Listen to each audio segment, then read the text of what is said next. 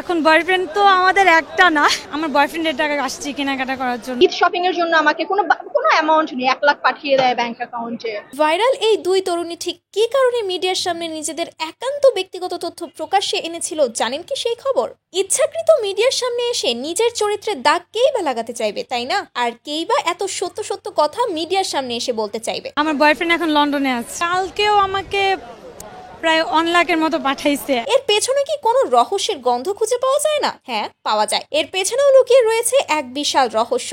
একটা নির্দিষ্ট কারণেই মূলত এই মেয়েগুলো মিডিয়ার সামনে এই কথাগুলো বলেছিল। ঈদ শপিং এর জন্য আমাকে কোনো অ্যামাউন্ট নেই, 1 লাখ পাঠিয়ে দেয় ব্যাংক অ্যাকাউন্টে, 50,000। হ্যাঁ ভিউয়ার্স, তো চলুন ঘটনার বিস্তারিত কাহিনী শুনে নেওয়া যাক। আপনারা একটু খেয়াল করলেই বুঝতে পারবেন বর্তমানে ডাক্তার ইঞ্জিনিয়ারের থেকেও বেশি টাকা বোধহয় টিকটকাররা কামাচ্ছে। তবে সেই টিকটক প্ল্যাটফর্মে ভাইরাল হওয়া কিন্তু চারটিখানি বিষয় নয়। বর্তমানে কিন্তু ভালো কাজ করে অত সহজে ভাইরাল হওয়া যায় না। ভাইরাল হওয়ার অন্যতম উপায় হচ্ছে সমালোচিত হওয়া, মানুষের গালি খাওয়া। আর এই মেয়েগুলো ঠিক ওই ট্রিক্সটাই ফলো করেছে।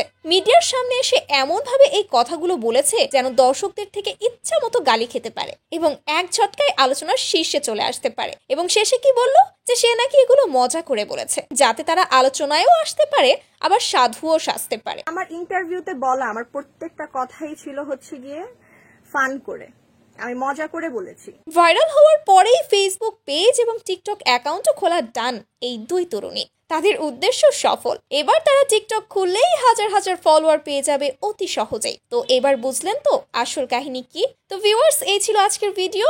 এই ভাইরাল তরুণী দুটোকে নিয়ে যদি কোনো মন্তব্য করার থাকে কমেন্ট করে জানাতে ভুলবেন না কিন্তু।